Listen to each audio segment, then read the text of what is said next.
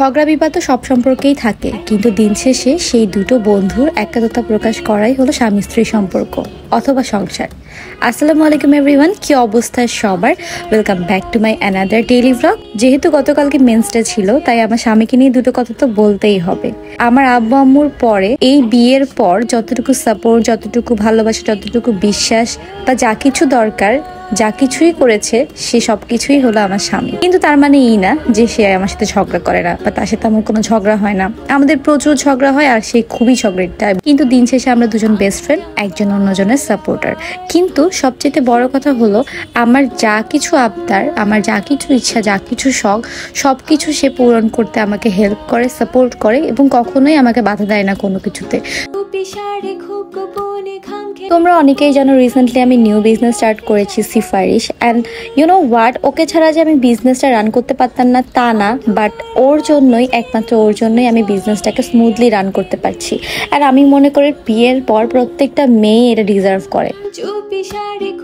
এই তো এভাবেই ভালো খারাপে মিলে আমার সংসার কেটে যাচ্ছে, আমার দিন কেটে যাচ্ছে। তোমরা বেশি বেশি করে আমাদের জন্য দোয়া করো, আর মাশাআল্লাহ বলতে কিন্তু একদমই ভুলবে না। যেহেতু ও আমাকে এত সাপোর্ট করে, হেল্প করার ট্রাই করে, তাই ভাবলাম ওর জন্য কেননা স্পেশাল কিছু বানানো যাক। তো যেই ভাবা সেই কাজ। এখানে দেখতেই পাচ্ছ আমি মাংসকে ম্যারিনেট করে রেখেছি অনেক আগে থেকে, অ্যান্ড চুলায় চলে গেলাম। সেখানে আমি এখন ফ্রাইড রাইস বানাবো। অ্যাকচুয়ালি আজকে প্ল্যান হচ্ছে ফ্রাইড রাইস আর চিকেন ফ্রাই বানাবো। ফ্রাইড রাইস আমি এর আগেও বানিয়েছিলাম দুইবার, বাট চিকেন ফ্রাই এই ফার্স্ট টাইম বানাচ্ছি। সো দেখা যাক কেমন হয়। নিজেও রান্না বাড়ার কক্ষ জানি না, বাট নতুন নতুন রেসিপি ইউটিউব দেখে দেখে ট্রাই করতে কিন্তু মজাই লাগে। সো এরকমই আজকে ফ্রাইড চিকেন আর হচ্ছে এই ফ্রাইড রাইসটা বানাবো। আমি জানি না খেতে কেমন হবে। যাই হোক, চলো শুরু করি। প্রথমে একটা প্যান নিয়ে নিলাম, সেখানে আমি তেল, তারপরে হচ্ছে পেঁয়াজ, কাঁচামরিচ যা যা দেওয়া লাগে আর কি সব দিয়ে নিলাম। এরপর এগুলো নাড়াচাড়া করছি। এনিওয়েজ, এর মাঝে একটা কথা বলে রাখি, মানে ইউটিউব থেকে যখন তোমরা রান্না বাড়া করো বা যে কোনো কিছু করো, তোমাদের কি পুরোপুরি ইউটিউবের মতো আউটকাম হয়? আমার কিন্তু কখনোই হয় না। ইনফ্যাক্ট মোস্ট অফ দ্য কেসেই আমার হয় না।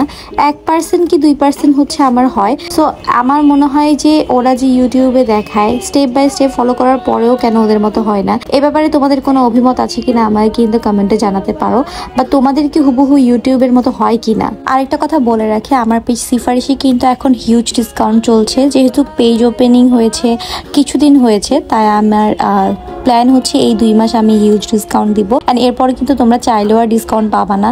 সো এই 2 মাসে কিন্তু প্রচুর প্রোডাক্ট আসবে শিপমেন্টে। অ্যান্ড সো তোমরা যদি চাও তাহলে ঈদের জন্য কিন্তু তোমরা শপিং করে রাখতে পারো। অনেক সুন্দর সুন্দর কালেকশন আসছে।